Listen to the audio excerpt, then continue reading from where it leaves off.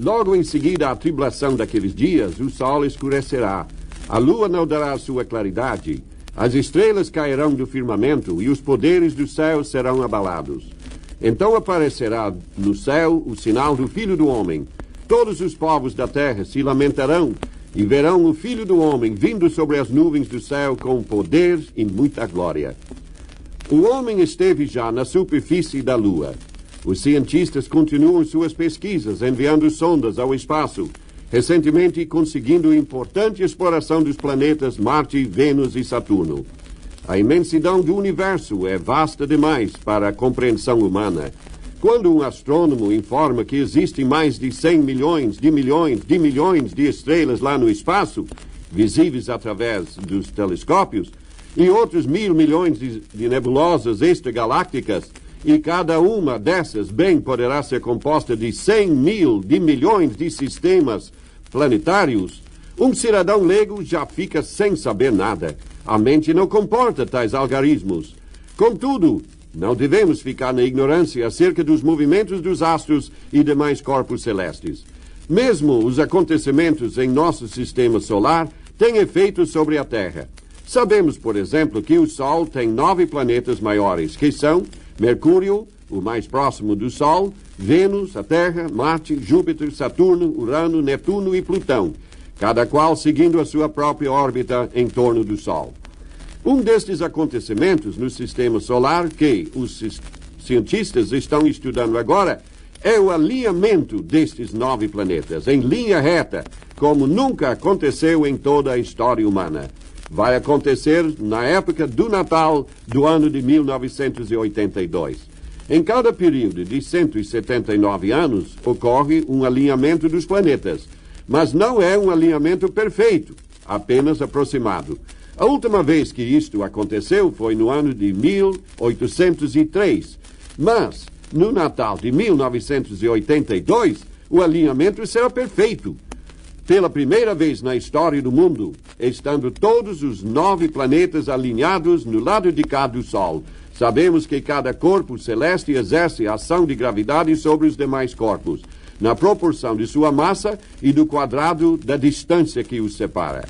Os cientistas preveem já sérias consequências ao se somarem tais forças gravitacionais. Pode haver efeitos muito sérios sobre o próprio Sol, como também sobre os 9 planetas, incluindo a nossa Terra. Vamos examinar agora as possíveis consequências sobre a Terra. Pode haver um acréscimo de calor ao se consumar este desfile de planetas, como alguém o denominou. Os acontecimentos de outras ocasiões levam-nos a crer que aumentará sobremaneira a atividade magnética do Sol, ocasionando enormes distúrbios, manchas e dilatações solares. A ionosfera poderá ser seriamente afetada, havendo grandes mudanças. As comunicações do rádio e da televisão serão interrompidas. Estranhos relâmpagos causados pela aurora boreal romperão pelo céu. Um aumento excessivo de calor na Terra poderá causar um degelo das calotas polares que liberaria enorme quantidade de água que inundaria muitas cidades à beira-mar. Outra consequência prevista pela ciência seria grande aumento de atividade sísmica. Certo cientista assim opina. Os efeitos da fricção da circulação atmosférica servirão como freio, diminuindo a rotação da Terra, sacudindo nosso planeta de tal forma que causará terremotos. Um dos lugares mais sujeitos a terremotos é a parte sul do estado da Califórnia, chamada Falha de Santo André. O Oriente Médio é outro ponto geográfico muito vulnerável aos terremotos. Qualquer alteração da rotação terrestre poderia afetar toda a estrutura geológica de nosso planeta e rasgar sua crosta. Tais perigos não são imaginários, mas muito reais. Se a Terra, em séculos passados, já foi vítima de tais eventos, por que não se poderiam repetir em 1982? Agora, o que dizem as Escrituras? Elas indicam que futuramente ocorrerão terríveis tempestades e dilúvios. Em Ezequiel 38 é descrita uma batalha que bem pode ocorrer no princípio da grande tribulação. No versículo 22 verificamos que cairão grandes pedras de saraiva e haverá uma chuva inundante. É profetizado também em Apocalipse 16, 21, que cairá sobre os homens grande saraivada, com pedras que pesavam cerca de 1 talento. 1 talento equivale aproximadamente a 45 quilos. Quanto ao sol, Jesus disse em Mateus 24, logo em seguida à tribulação daqueles dias, o sol escurecerá. O apóstolo João teve uma visão apocalíptica do mundo durante os últimos dias da grande tribulação e disse que, por causa do sol, os homens se queimaram com intenso calor. Há muitos anos, os astrônomos concluíram que o nosso Sol poderia manter a sua atual produção de calor e energia por mais 8 milhões de anos, pelo menos, porque do seu suprimento de hidrogênio estava consumida apenas a metade. Entretanto, mais recentemente, reavaliaram esta teoria e creem agora que, uma vez que uma estrela, como é o nosso Sol, tenha gasto a metade do seu hidrogênio, ela se encontra em perigo de passar por uma fase a que se chama nova. As estrelas maiores passam por uma supernova, isto é, explodem, e as menores, como é o caso do nosso Sol, passam por uma nova. Isto é, tornam-se mais brilhantes e quentes por um período de 7 a 14 dias. Depois tornam-se escuras. Alguns astrônomos agora acreditam que o aumento de manchas solares é um sinal de que nosso próprio Sol poderá estar prestes a passar por uma nova.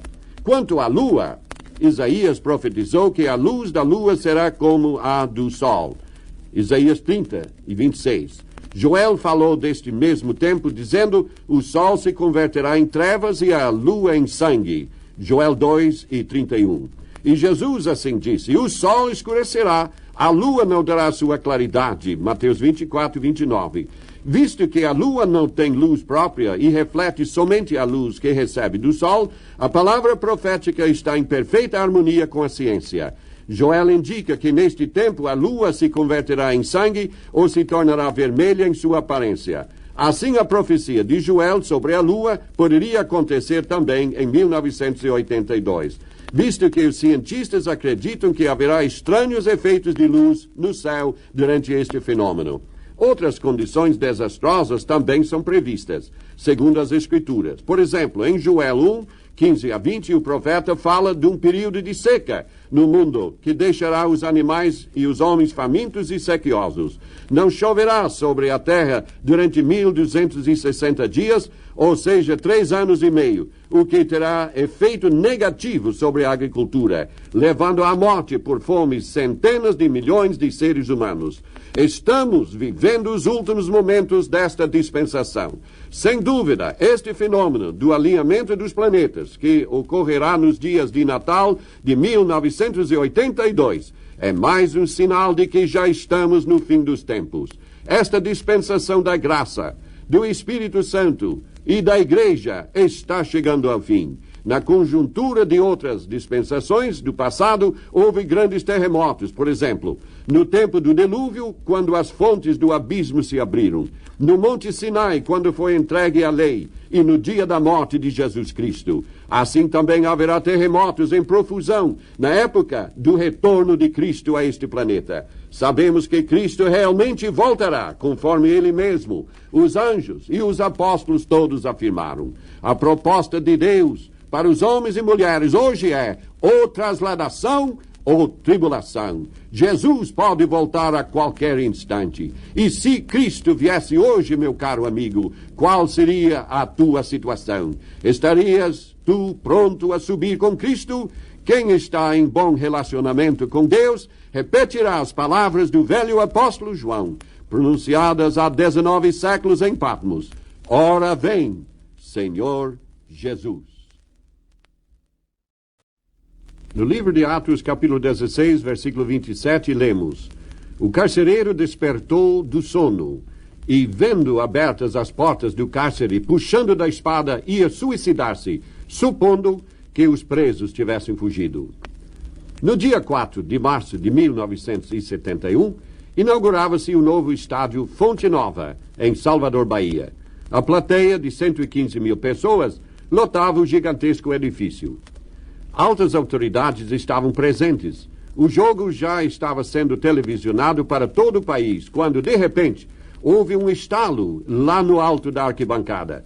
Alguém gritou que o estádio desmoronava e começou a correr.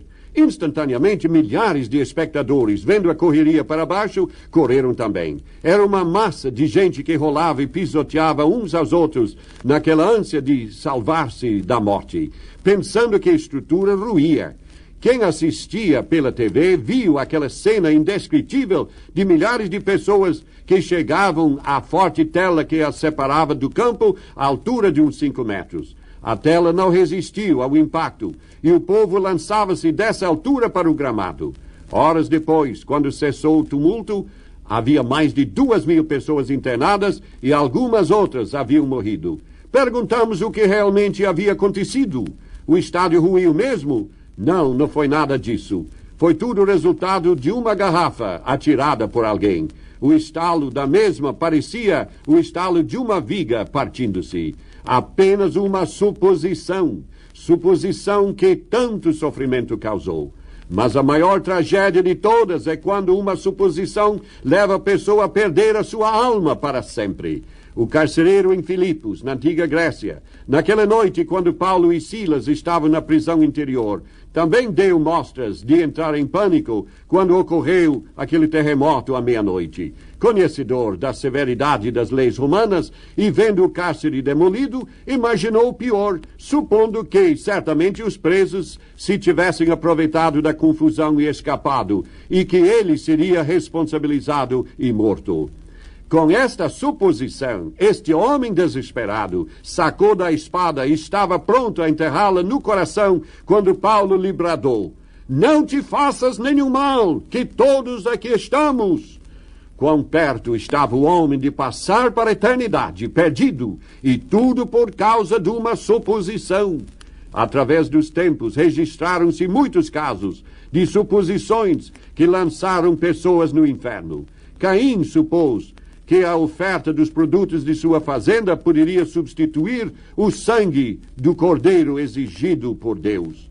Os antediluvianos escarneceram de Noé por tê-los avisado do dilúvio iminente, o qual supunham jamais aconteceria. Sansão supôs que poderia brincar com o pecado e escapar impune. Aprendeu a dura verdade de que isso não é possível quando os filisteus o cegaram.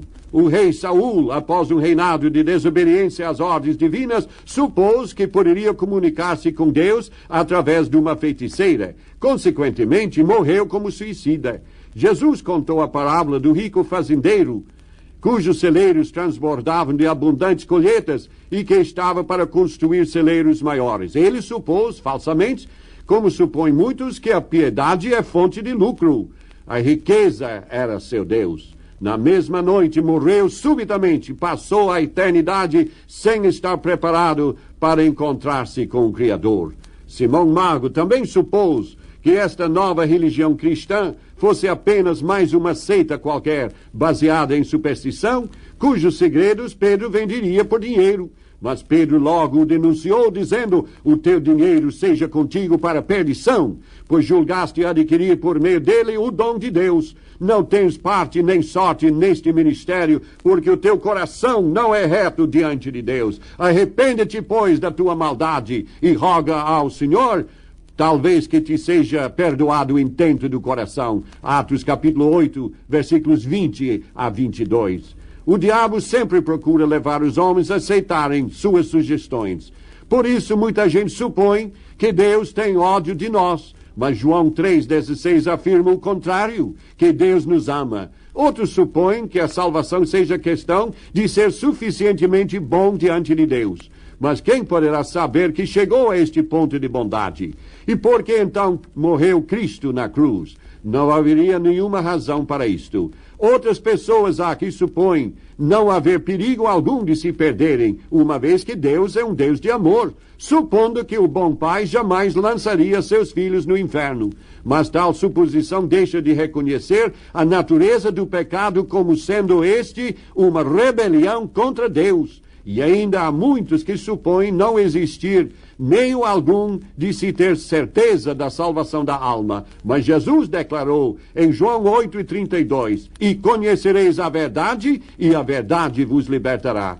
E temos tantos que supõem que ser um bom pai, um cidadão de certo respeito ou um bom vizinho é quanto basta para estar preparado para o céu. Mas Jesus respondeu a tal lógica ao autossuficiente doutor Nicodemos, dizendo: em verdade te digo que se alguém não nascer de novo, não pode ver o reino de Deus. João 3:3. Como podemos então afastar tais suposições e encontrar a realidade? O apóstolo Paulo, ao presenciar o gesto do carcereiro que se ia suicidar, explicou o assunto em tão poucas palavras, dizendo: crê no Senhor Jesus e serás salvo tu e a tua casa. E por que o carcereiro deveria crer em Cristo? O que significa crer em Cristo? Paulo explicou este importante assunto em sua primeira epístola aos Coríntios, no capítulo 15, focalizando 4 verdades básicas a respeito de Cristo, dizendo: venho lembrar-vos o evangelho que vos anunciei, dizendo também em que consiste este evangelho. Antes de tudo vos entreguei o que também recebi, que Cristo morreu pelos nossos pecados, segundo as Escrituras. Esta morte substitutiva vale para a salvação de toda pessoa que nela crer. Paulo continuou dizendo que Cristo foi sepultado. Sim, foi sepultado na tumba de José de Arimateia. Mas o caso não terminou ali. Paulo passou a afirmar a notícia mais estupenda de toda a história, isto é, que Cristo ressuscitou ao terceiro dia, segundo as Escrituras. Tal coisa nunca aconteceu em toda a história do mundo. E quero aqui enfatizar este fato de que a ressurreição de Cristo não foi apenas uma suposição, não foi inventada. A ressurreição de Cristo foi um milagre, um ato soberano de Deus sobre o corpo de seu Filho Jesus. Paulo ainda cita as provas da ressurreição de Cristo, afirmando que Cristo foi visto. Por quem foi visto? Paulo, tendo entrevistado essas pessoas, afirmou que Cristo apareceu a Cefas, que é Pedro, e depois aos 12 apóstolos. Depois foi visto por mais de 500 irmãos de uma só vez, dos quais a maioria sobrevive até agora, isto é, cerca de 25 anos depois. 1 Coríntios 15, versículos 5 e 6. Indubitavelmente, 500 pessoas, todas testificando a mesmíssima coisa, constituem um testemunho irrefutável. Seria aceito em qualquer tribunal de justiça. O apóstolo ainda acrescenta os nomes de Tiago, o irmão de Jesus, todos os apóstolos e ele mesmo, como testemunhas da ressurreição de Cristo. Estas centenas de pessoas todas afirmam a mesma gloriosa mensagem: Cristo ressuscitou. Agora te pergunto, amado ouvinte, se tu queres aceitar este testemunho de Cristo em teu coração, com Paulo tu também poderás dizer: não me envergonho, porque sei em quem tenho crido, e estou certo de que ele é poderoso para guardar o meu depósito até aquele dia. Em Hebreus 9, versículos 27 e 28, lemos: e assim como aos homens está ordenado morrerem uma só vez, e depois disto o juízo, assim também Cristo, tendo se oferecido uma vez para sempre para tirar os pecados de muitos, aparecerá segunda vez, sem pecado, aos que o aguardam para a salvação. Vivemos em plena era espacial. Milhares de satélites orbitam neste instante no espaço sideral. Para os homens, as viagens espaciais sempre oferecem grandes riscos. Um dos maiores perigos para um astronauta ocorre quando ele está para reingressar na atmosfera terrestre. Isso só pode ser feito com segurança se a nave estiver seguindo um ângulo determinado e com muita precisão. Os técnicos chamam isto corredor. Se a nave estiver entrando em ângulo muito aberto, ela pouco ou nada diminuirá em sua velocidade e sairá novamente da atmosfera para entrar em órbita por tempo indeterminado em torno do Sol, assim como a Terra e os demais planetas que estão em órbita. Jamais esse astronauta voltará à Terra. Seu túmulo será o próprio veículo espacial. Por outro lado, se a nave estiver entrando na atmosfera em ângulo fechado demais, o atrito com a atmosfera causará queima total da nave e de seus ocupantes. Foi isto o que aconteceu a um dos astronautas russos, o coronel Vladimir Komarov.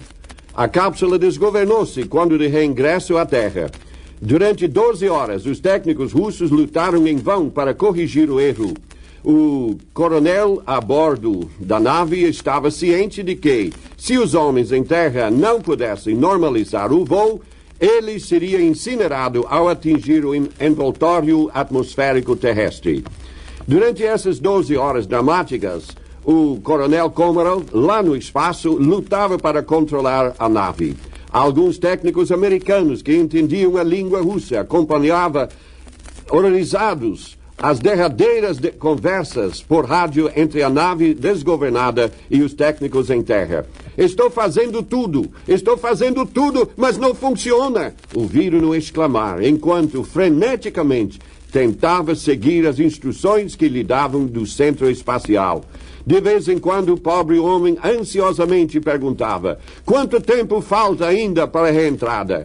Quando ouviram a voz da esposa do astronauta, os americanos ficaram demais penalizados. Dizia ela, chorando: eu te amo, eu te amo. O coração de esposa tentava cobrir aquela longa distância e confortar o esposo. Eu te amo também, dizia a voz no espaço. E o nenê, e o nenê. De novo surgiu a voz da mulher, mas agora o homem, condenado no espaço, não aguentou mais. Volte para casa, dizia-lhe firmemente, volte para casa.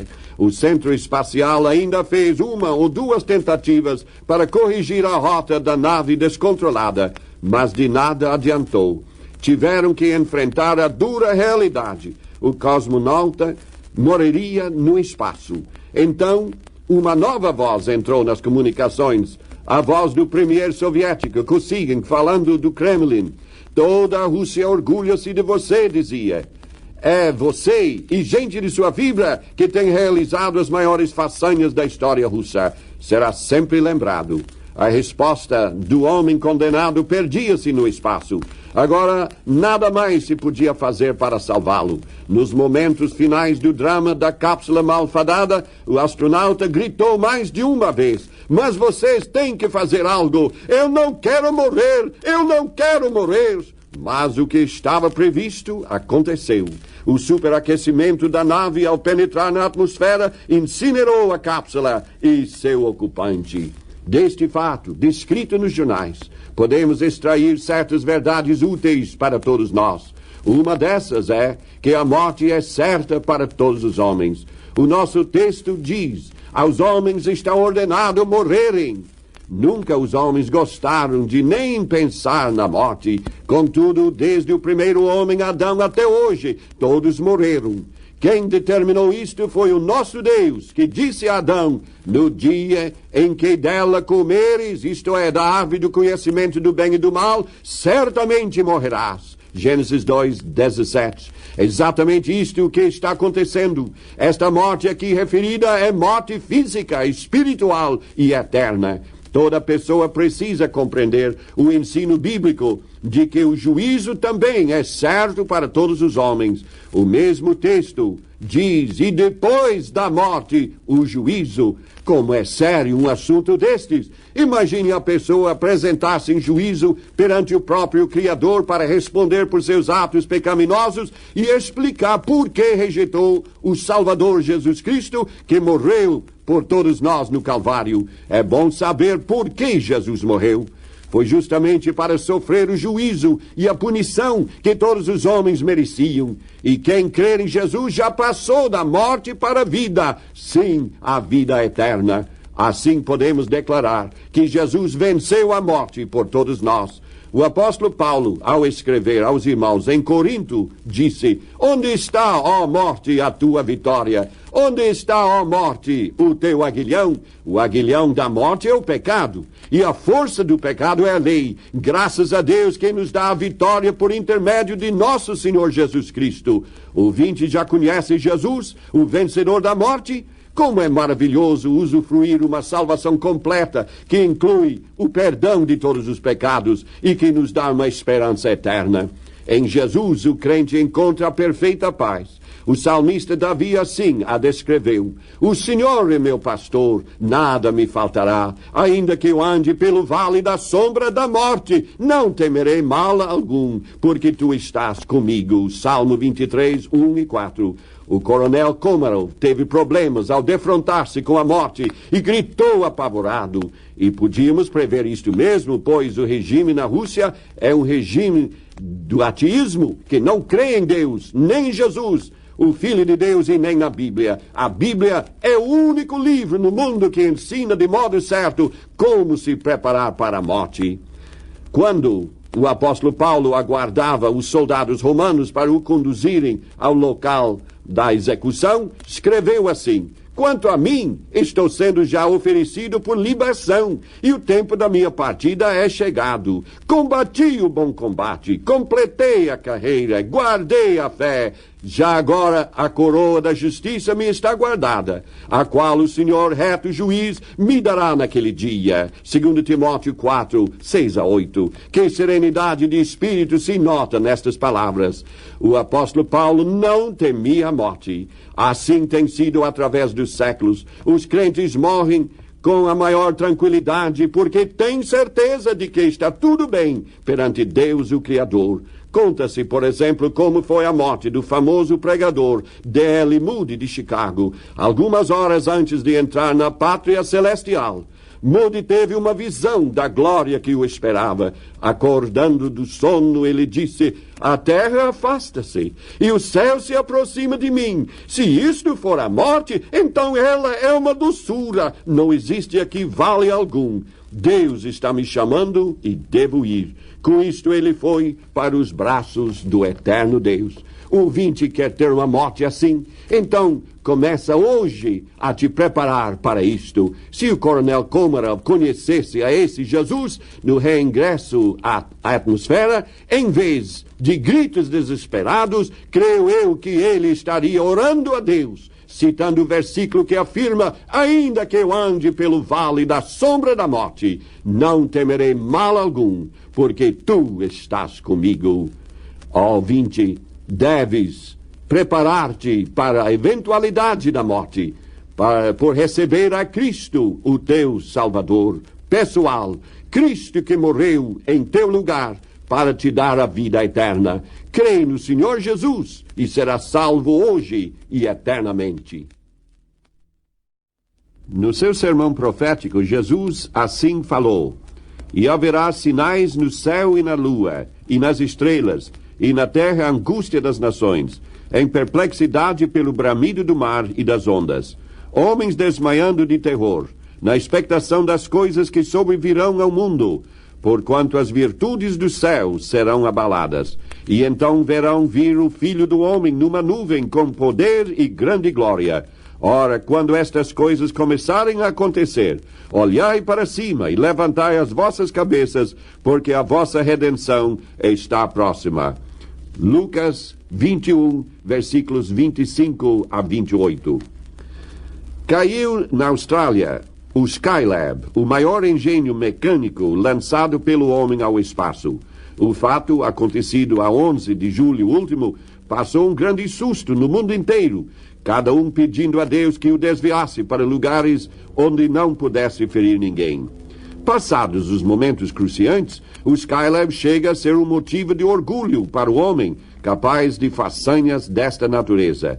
O Skylab, com o comprimento de um edifício de 9 andares e pesando cerca de 76 toneladas, foi lançado em 1973, com a finalidade de explorar o espaço sideral, onde percorreu mais de 1 bilhão de quilômetros em mais de 34 mil voltas ao redor da Terra. É algo impressionante que nos deixa realmente estupefatos ante o grande avanço da tecnologia nestes últimos tempos.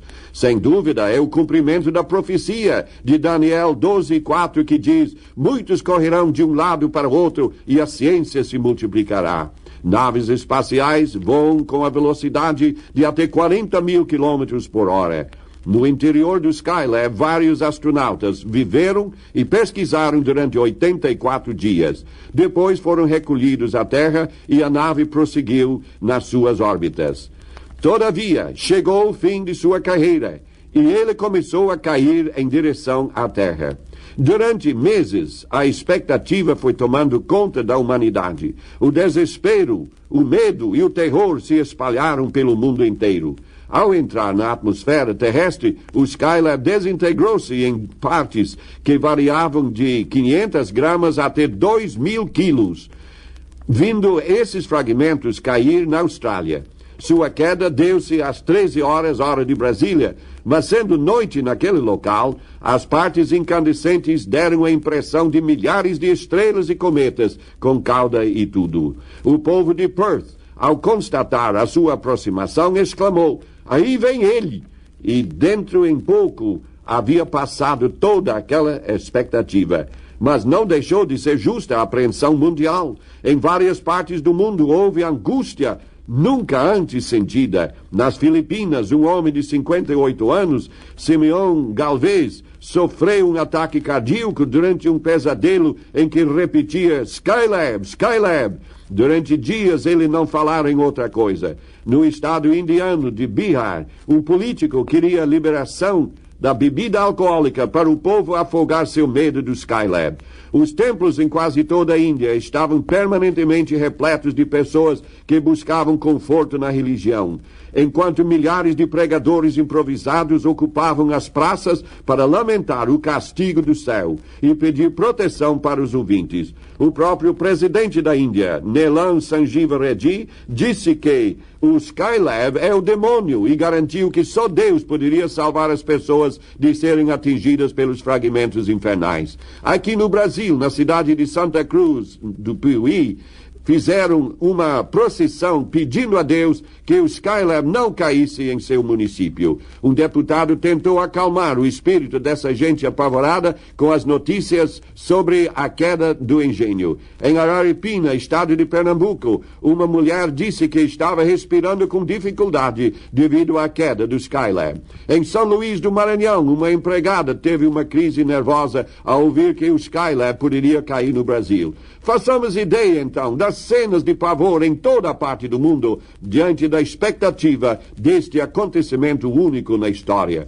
No texto citado preliminarmente, temos a relação das profecias de Jesus, antes de sua morte, combinando com Daniel 12 e Mateus 24, onde estão denunciados os falsos messias, que, dizendo-se enviados por Deus, espalham seus misticismos e seitas pelo mundo afora. Jesus mencionou ainda guerras, sedições, rumores de guerras, e como o mundo sofre com estas coisas. Este século tem sido o mais castigado de toda a história. Pensemos nas duas guerras mundiais, na bomba atômica que destruiu Hiroshima, no Japão, a guerra árabe-judeu, a guerra fria entre o Oriente e o Ocidente. Está acontecendo exatamente como Jesus predisse: levantar-se-á nação contra nação e reino contra reino.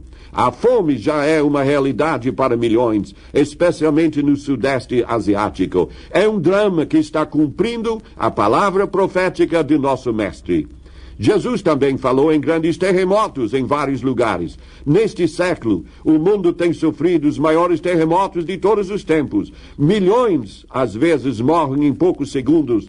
Em tudo isto está a mão de Deus. Nada disso é por fatalidade ou por acaso. É o dedo de Deus escrevendo na caiadura deste mundo. Jesus também mencionou coisas espantosas e grandes sinais no céu. Porventura não é o Skylab uma coisa espantosa? Não é um sinal no céu? Pergunta-se ao povo da Austrália, que o viu entrar na atmosfera e cair por terra. Sim, é um sinal.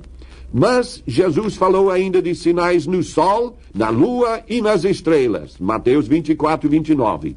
Os estudos científicos estão revelando muitos segredos do sol. As suas manchas, por exemplo, que tanto afetam as comunicações de rádio, televisão, cabos submarinos, etc.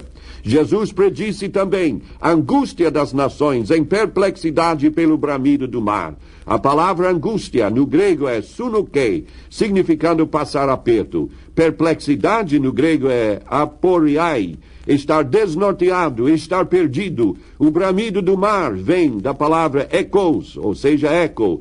Aquele vai e vem das ondas, definindo muito propriamente o estado espiritual da humanidade no dia de hoje, perdida no pecado, na imoralidade, que causa o que Jesus chamou de homens desmaiando de terror, na expectação de coisas que hão de vir. A palavra desmaiar é opupsuko, e significa expirar, como quem desmaia ou morre. A experiência da humanidade com a queda do Skylab já serviu de vislumbre, de um pequeno ensaio do que aparecerá no mundo. As próprias virtudes, ou seja, os corpos astrais, serão abalados. Por isso os homens clamarão às rochas e às montanhas que os escondam da face do Cordeiro de Deus, que na sua ira ter-se-á levantado para castigar a humanidade transviada.